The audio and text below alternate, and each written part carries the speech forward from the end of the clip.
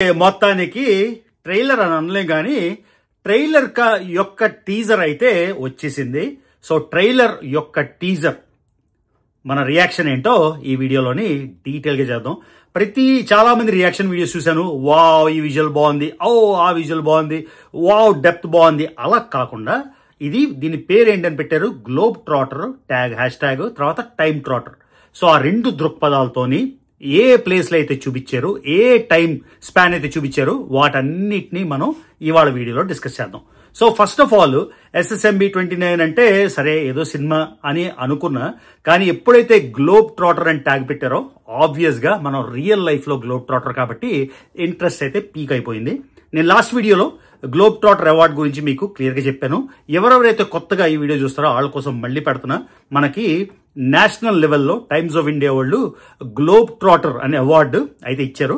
Just ఒక చిన్న clip పెడతాను, పెట్టేశాక అసలు ట్రైలర్ లా ఉంది, ఇది హైపా, నిజంగా బాగుందా, ఏంటి ఇంట్రెస్టింగ్ ఆస్పెక్ట్స్, ఏ ప్లేస్లు కవర్ అయ్యి ఉన్నాయి, ఏ టైమ్స్ స్పాన్లు ఉన్నాయి, ఇవన్నీ డీటెయిల్ గా ఈ వీడియోని రికార్డ్ చేద్దాం. ఓకేనా? ఈ వీడియోని మీకు ఎక్స్ప్లెయిన్ చేస్తాను. Good evening everyone, and the jury choice award goes to Ravi Prabhu. Ravi Prabhu, roll it on the screen. Hello everyone.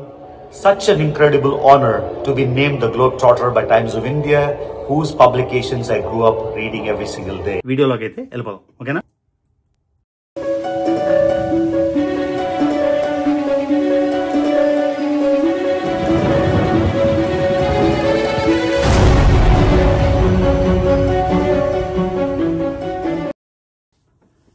So ఈ వీడియో చేయడం కోసం పొద్దున్నే లేచిపోయాను. సో మొత్తానికి అసలు ఈ ట్రైలర్ చూసాక అసలు నో వర్డ్స్. ఎప్పటికీ ఒక 500 సార్లు నేను చూసుంటాను. రిపీట్ మోడ్ లో మళ్ళీ చూసి గ్రాన్యులర్ డీటెయిల్ ఏదైనా మిస్ అయిపోతావేమో అని మొత్తం చూసి అసలు ప్యూర్ గూస్ బంప్స్ అంటే గూస్ బంప్స్. ఏదో అవతార్ మూవీ లెవెల్ కన్నా ఇంకా బెటర్ గా అనిపించింది ట్రైలర్. అసలు బాహుబలే చేసేసాడు, బాహుబలి దాటి ఇంకేం చేయగలరు అనుకుంటే దిస్ ఈజ్ అనదర్ పీక్ మాట. ఎస్పెషల్లీ హిందూ ఎలిమెంట్స్ ని కలిపినందుకు, రామాయణంలోనో ఘట్టాన్ని తీసినందుకు, ఆంజనేయ స్వామిని చూపించినందుకు, మొత్తం మన హిస్టారిక్ పాస్ట్ ని మిక్స్ చేస్తూ కరెంట్ ఫిక్షన్ లోని కలపడం నాకు చాలా చాలా చాలా నచ్చింది. ఎందుకంటే ఈ రోజుల్లో అందరూ మర్చిపోతున్నారు రామాయణం, మహాభారతం అన్ని. ఇవన్నీ మన ఇతిహాసాలు, మన పాస్ట్ మాట. సో దాని మీద ఎంఫసిస్ చేస్తూ ఇది చేయడం అయితే నాకు చాలా చాలా నచ్చింది. సో ట్రైలర్లోని ఒకసారి ఈ ట్రైలర్ మళ్ళీ మీతో కలిసి చూద్దాం. చూస్తే ఏ టైం పీరియడ్స్ ఉన్నాయి, ఏ ప్లేస్లు ఉన్నాయి, దాని గురించి అయితే డెఫినెట్గా డిస్కస్ చేద్దాం. So let's watch. సో స్టార్టింగే కాశీ 572 CE. ఓకే, తర్వాత ఇదిగోండి ఆస్ట్రాయిడ్ కనిపిస్తుంది ఇక్కడ. ఆస్ట్రాయిడ్ పడుతుంది, దాని పేరు శాంభవి. ఓకే, కానీ ఆస్ట్రాయిడ్ పడినట్లేదు అంటార్టికాలోని. సో ఇక్కడ మీకు చూపిస్తున్నారు Ross shelf. Okay, Ross shelf దీని గురించి కూడా మాట్లాడదాం.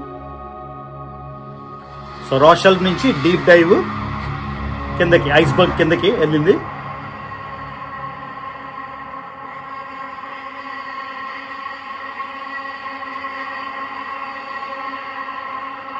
వావ్, అక్కడి నుంచి Amboseli National Park, Mount Kilimanjaro కాదు వెనకాల, కాకపోతే ఓకే ఇది మాడదాం. అక్కడి నుంచి నైట్ మోడ్,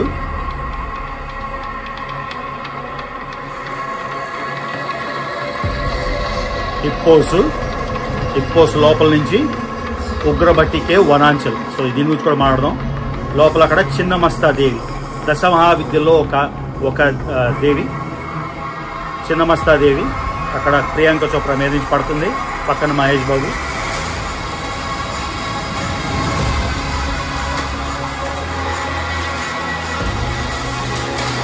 అక్కడి నుంచి లంకా నగరం 7200 BCE. BCE అంటే ఏంటి, CE అంటే ఏంటి, అవి కూడా ఎక్స్ప్లెయిన్ చేస్తాను. Hanuman visual, oh my god, ఒక పక్క సంజీవిని అనుకుంటా చెట్టు.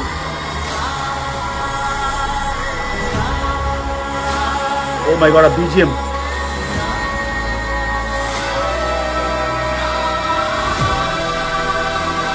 Goosebumps.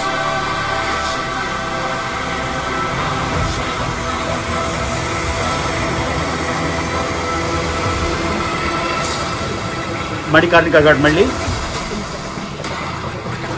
And Mahesh Babu look, hair కానీ, బియర్డ్ కానీ, లుక్ కానీ, ఆ బుల్ మీద రుద్రుడు, ఇక్కడేమో శివలింగం. వావ్. సో ఇది టీజర్ ఆఫ్ ద ట్రైలర్. దీని గురించి ఇప్పుడు డీటెయిల్గా మాట్లాడాలి, ఓకేనా? వావ్.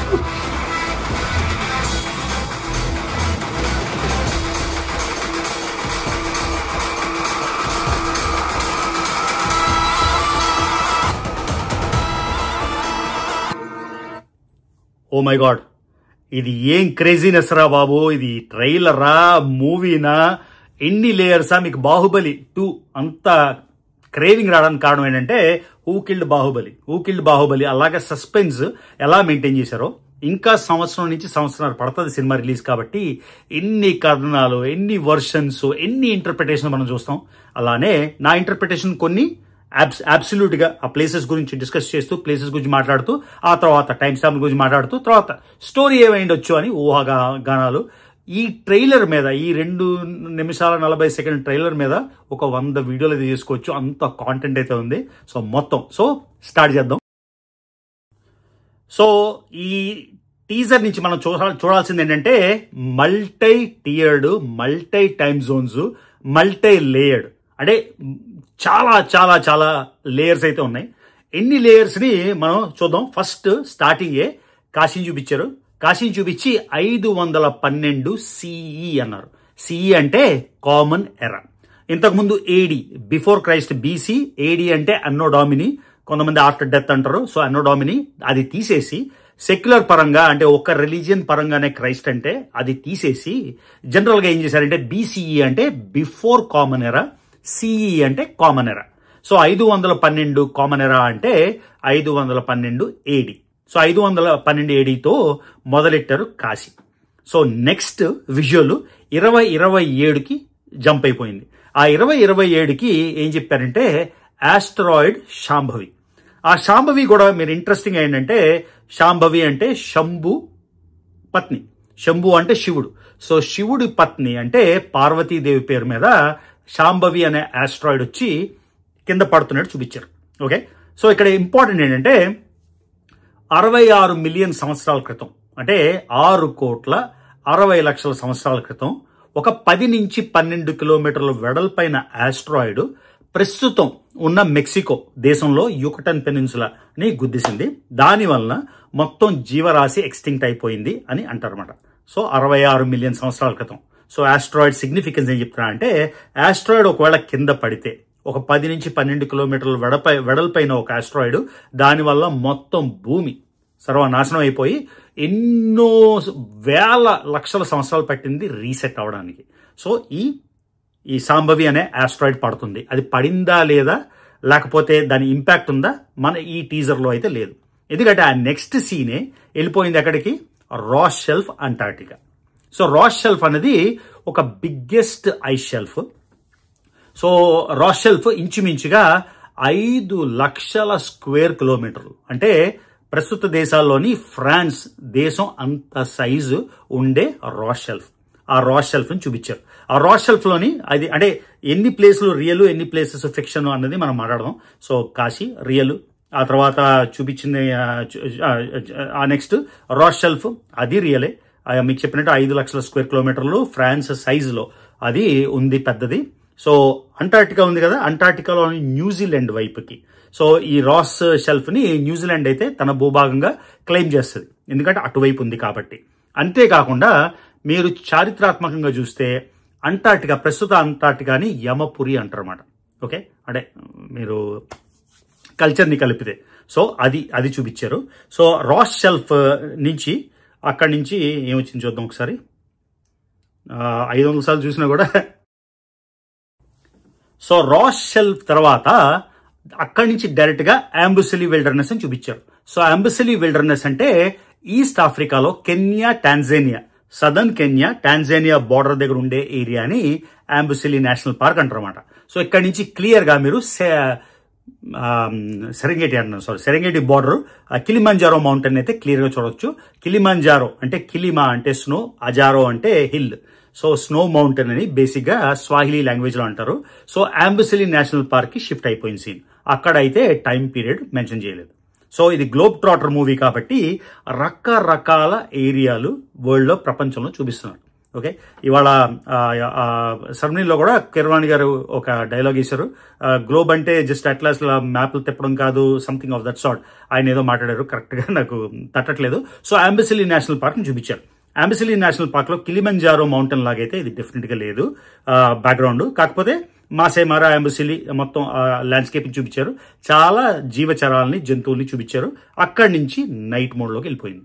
ఓకే, అక్కడి నుంచి హిప్పోపొటమస్ లోంచి అక్కడ ఒక కోతి అయితే ఎగురుతుంది. అక్కడి నుంచి హిప్పోపొటమస్ నోటిలోంచి నెక్స్ట్ సీన్ ఎక్కడికి వెళ్ళిపోయింది చూడండి. అక్కడి నుంచి ఒక ఉగ్రబట్టి అనే కేవ్. ఆ ఉగ్రబట్టి అనే కేవ్ వనాంచల్ అని పేరు ఇక్కడ అయితే ఉంది లొకేషన్. సో ఉగ్రబట్టి కేవ్ మాత్రం ఎక్కడా లేదు, ఇది మాత్రం ఫిక్షనల్ ప్లేస్. ఓకే, వనాంచల్ అంటే ప్రస్తుతం ఉండే జార్ఖండ్ ని వనాంచల్ అనేవారు. ఇంతకుముందు బీహార్ ఒకటే రాష్ట్రంగా ఉన్నప్పుడు జార్ఖండ్ ఒకటే రాష్ట్రంగా ఉన్నప్పుడు ఈ వనాంచల్ ఏరియా అంటే ప్రస్తుతం ఉండే Jharkhand, north eastern Odisha, south eastern Bengal ఈ ఏరియా అంతా కూడా దట్టమైన అడవులు, చాలా రకాల మైన్స్ అన్నీ ఉంటాయి. అక్కడ రకరకాల రకరకాల మినరల్స్ ఉంటాయి, దట్టమైన జంగిల్స్ ఉంటాయి. అందుకని దీన్ని వనాంచల్, ఇక్కడ వానాంచల్ అని ఉంది. వనం అంటే మీకు తెలిసిందే, వనం అంటే ఫారెస్ట్, ఆ తర్వాత చల్ అంటే అచలం అంటే సంథింగ్ దట్ కెనాట్ మూవ్, దాన్ని మౌంటైన్స్ అంటారు. సో మౌంటైన్స్ ఫారెస్ట్లు ఉండే ఏరియాని వనాంచల్ అంటారు. సో మీరు కరెక్ట్ గా చూస్తే అది జార్ఖండ్, ప్రస్తుతం ఉండే జార్ఖండ్ ఏరియా. అక్కడ ఉగ్రబాటి కేవ్ అని చూపించారు. ఆ ఉగ్రబాటి కేవ్ లోని చిన్న మస్తాదేవి. సో మీకు కామాఖ్య టెంపుల్ వెళ్ళినప్పుడు దశ మహావిద్యల గురించి ఆ వీడియోలో క్లియర్ గా మాట్లాడాను. దశ మహావిద్యలోని తార, కామాఖ్య, కాళి ఇలా అందరూ చాలా మంది ఉంటారు. అందులో చిన్న మస్తాదేవి. ఈ చిన్న మస్తాదేవి ఏంటంటే తలని తనే నరుక్కొని రక్తాన్ని ఆవిడ ఈ తలము పట్టుకొని తాగుతుంటది అనమాట. అక్కడ మందాకిని క్యారెక్టర్ ప్రియాంక చోప్రా పడుతున్నట్టు ఒక పక్క మీరు చూడొచ్చు, రుద్ర అదే మహేష్ బాబు క్యారెక్టర్ అక్కడ హ్యాంగ్ అవుతున్నట్టు. సో అక్కడి నుంచి వనాంచల్కి వెళ్ళారు. ఆ వనాంచల్ తర్వాత నెక్స్ట్ ప్లేస్ వాళ్ళు చూపించింది డైరెక్ట్ గా త్రేతాయుగంకి వెళ్ళిపోయారు. త్రేతాయుగం అంటే రామాయణం జరిగింది. నేను ఈ ట్రైలర్ చూసినప్పుడు నాకేమనిపించిందంటే ఎందుకో కల్కి ఎనాక్ట్మెంటా అని అనిపించింది. అంటే కల్కి స్టోరీకి దీనికి అసలు సంబంధం లేదు. ఆ కల్కి చూసిన ఫీలింగ్, ఆ కల్కి మూవీ చూసిన ఫీలింగ్ అయితే వచ్చింది.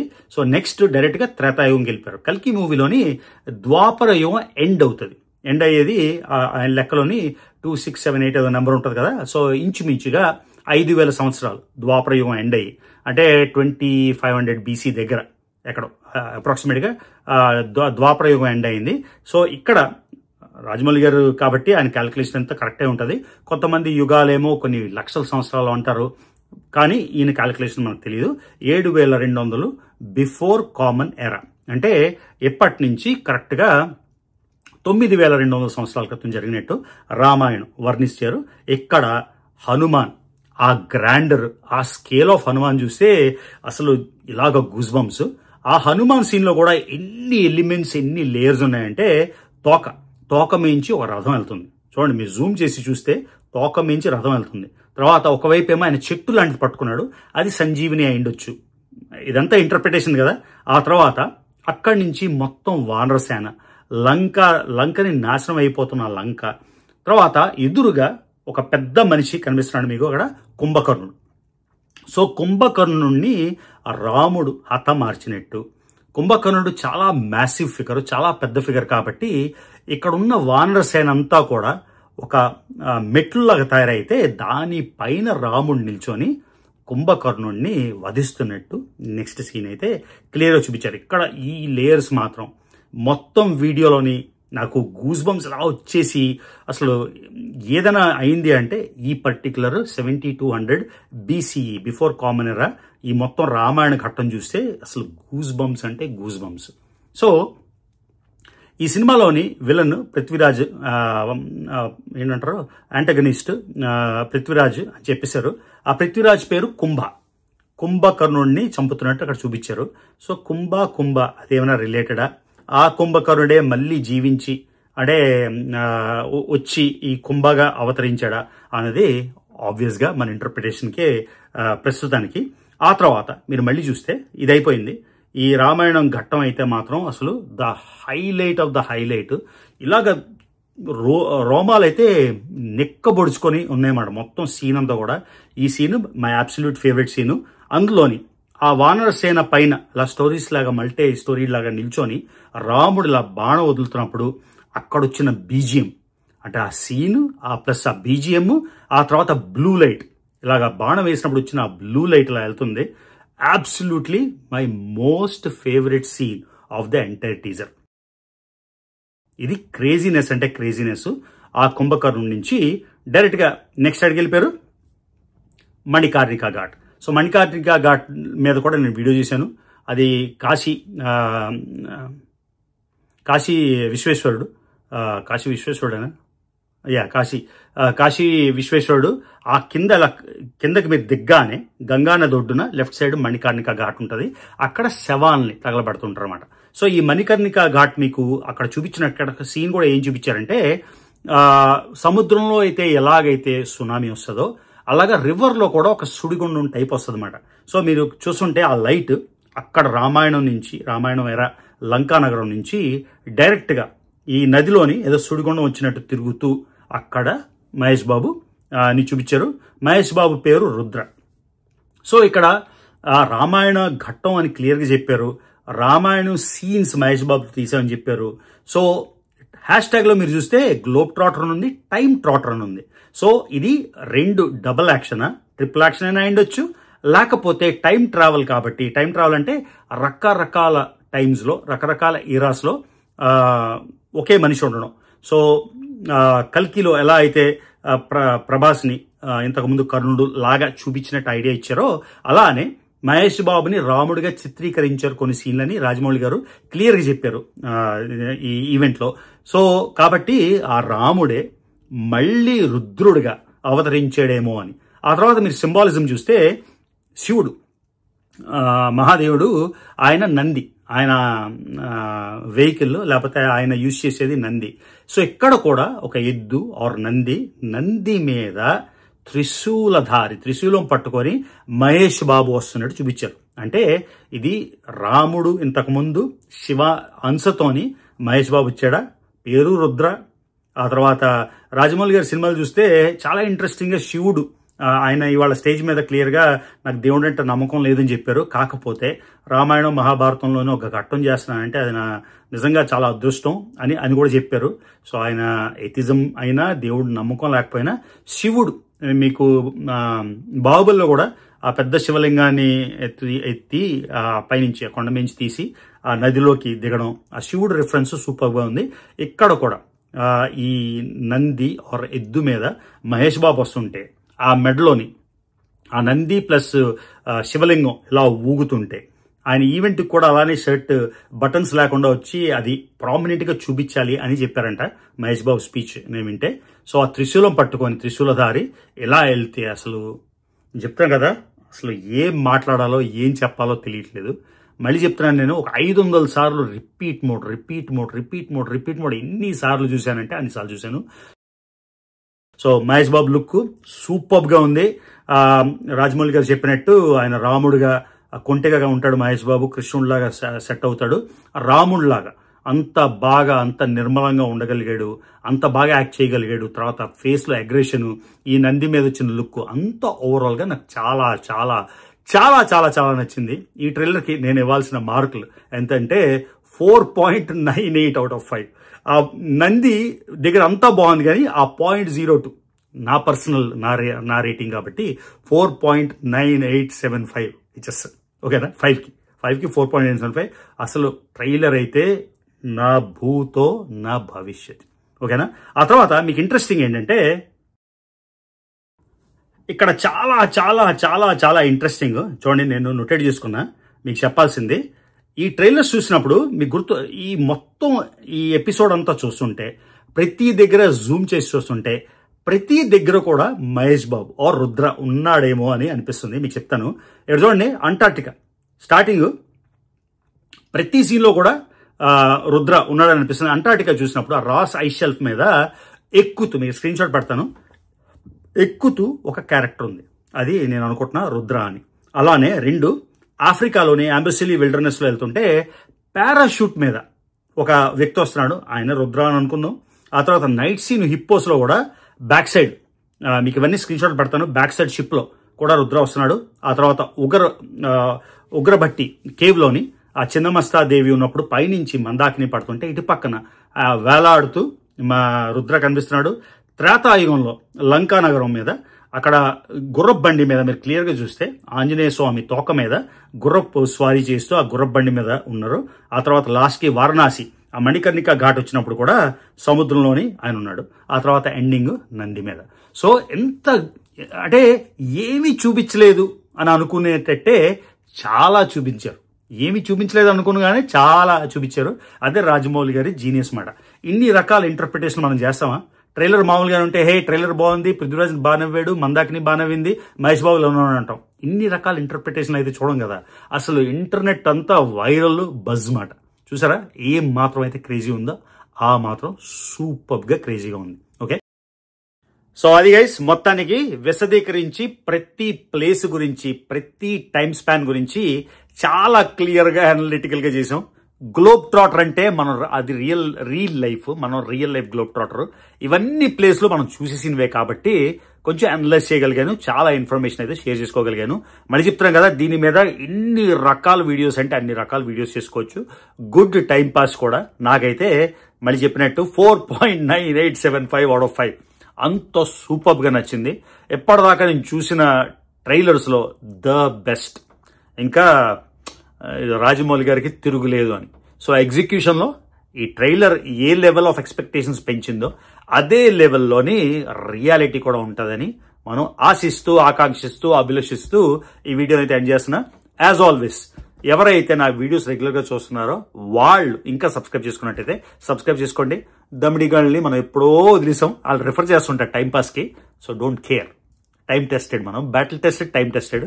సో యాజ్ ఆల్వేస్ మళ్ళీ ఎప్పుడు ఎక్కడి నుంచి వీడియో తీస్తాను నాకే తెలియదు కాబట్టి next video stay tune. See you in the next video.